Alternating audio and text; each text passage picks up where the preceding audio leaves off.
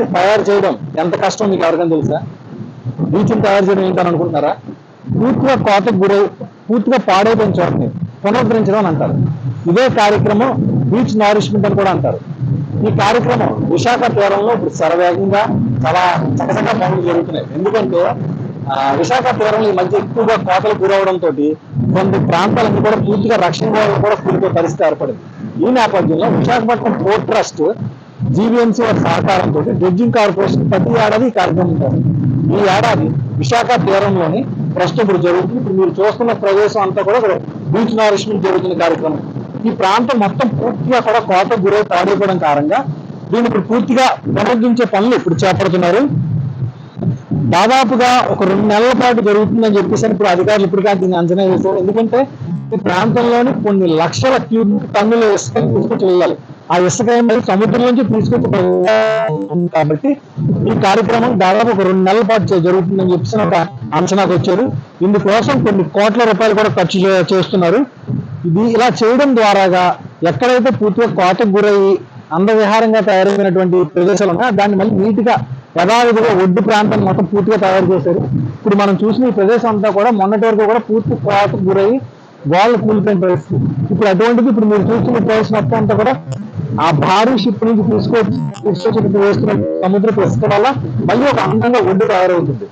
ఈ కార్యక్రమం రోజుకి దాదాపుగా ఒక షిప్ లోని ఒక ట్రిప్ కి 5,500 టన్నుల ఇసుక తీసుకుని వస్తుంటుంది.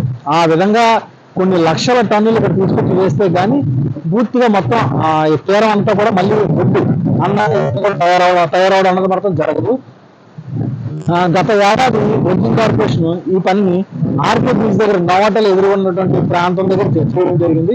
ఈ ఏడాది సబ్మెరీన్ దగ్గర పూర్తిగా ఇప్పుడు ఈ కార్యక్రమం చేస్తున్నారు. ఎందుకంటే ఈ గడిచిన ఏడాదిలోని సబ్మెరీన్ ప్రాంతం అంతా కూడా కెరటాలు ఉవ్వెత్తున కొట్టడంతో ఇక్కడ రక్షణ కూడా కూలిపోవడం, దాని ఒక డైరెక్ట్ రోడ్డు కూడా తగిలి రోడ్డు కూడా ఫుట్పాత్ కూడా కోరడంతో ఈ పని అంతా జరుగుతుంది. ఈ షిప్ అయితే ఏదైతే చూస్తాం డ్రెడ్జింగ్ కార్పొరేషన్ వారి షిప్ ఇది అన్ని స్టేట్స్ లోని ప్రతి ఏడాది కూడా జరుగుతుంది. ప్రతి ఏడాది కూడా విశాఖపట్నం ఈ కార్యక్రమం కూడా చేస్తూ ఉంటారు.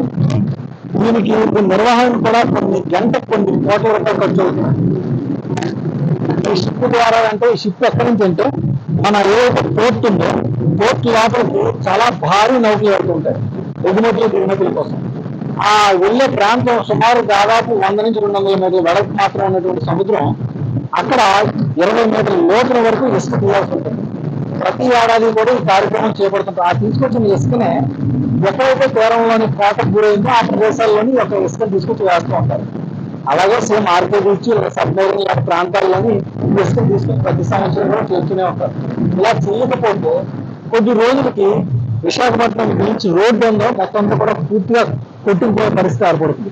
అలా జరగకుండా ఉండాలంటే ఇలా ఇసుకను తీసుకొచ్చి దాదాపు 3 లక్షల పైగా మెట్రిక్ టన్నుల ఇసుకను తీసుకొచ్చి ఏడాదికి ఒకసారి ఎక్కడైతే కోతకు గురవుతుందో ఆ ప్రాంతంలో వేస్తూ ఉంటారు. అదేవిధంగా ఇప్పుడు సబ్మెరీన్ ప్రాంతంలో ఇప్పుడు జరుగుతుంది కార్యక్రమం. డ్రెడ్జింగ్ కార్పొరేషన్ ఇదే మాదిరిగా ఎక్కడైతే పోర్ట్ ఏరియాలో కోతకు గురవుతుందో ఆ ప్రదేశాలు ఇప్పుడు కూడా చేస్తూనే ఉంటారు. ఇప్పుడు విశాఖపట్నం బీచ్ అంటే మోస్ట్ హ్యాపీ సిటీ. ఇక్కడ రోజు వేలాదిగా సందర్శకులు వస్తూనే ఉంటారు. పూర్తిగా ఎప్పుడు సందడిగా ఉంటారు. సాయంత్రం వేళల్లో అయితే కనీసం ట్రాఫిక్ వాహనాలు కూడా వెళ్ళేందుకు కూడా కిక్కించిపోయే పరిస్థితి ఏర్పడుతుంది. సో ఈ నేపథ్యంలోనే ఇక్కడ ఈ జరుగుతున్న కాంతిని మొత్తం అంతా చూసేందుకు సందర్శకులు ఇప్పుడు ఒక చాలా ఆసక్తిగా కలిగించే పరిస్థితి అవుతుంది. ఇప్పుడు రీసెంట్ గా ఇప్పుడు ఇది అంతా కూడా ఒక సెల్ఫీ స్పాట్ గా మారింది. పెద్ద ఎత్తున సందర్శకులు ఇక్కడ రావడం, దీన్ని చూడడం, ఇక్కడ సెల్ఫీలు తీసుకోవడం ఇదంతా కొత్త ప్రత్యేక ఆకర్షణగా ఉంది. మొత్తం మీద ఇదే మాదిరిగా ఎక్కడెక్కడైతే కోతకు గురై అదే అన్ని ప్లేసుల్లో కూడా ఈ విధంగా చేస్తే భవిష్యత్తులో విశాఖ తీరంలో మరిన్ని బీచ్లు తయారవుతాయని చెప్పేసి ఒక అంచనా కూడా వస్తుంది. ఈ విధంగా మనం చేస్తే మాత్రం ఇంకా మరింత పర్యాటకులను ఆకట్టుకునే అవకాశం కూడా ఉంది.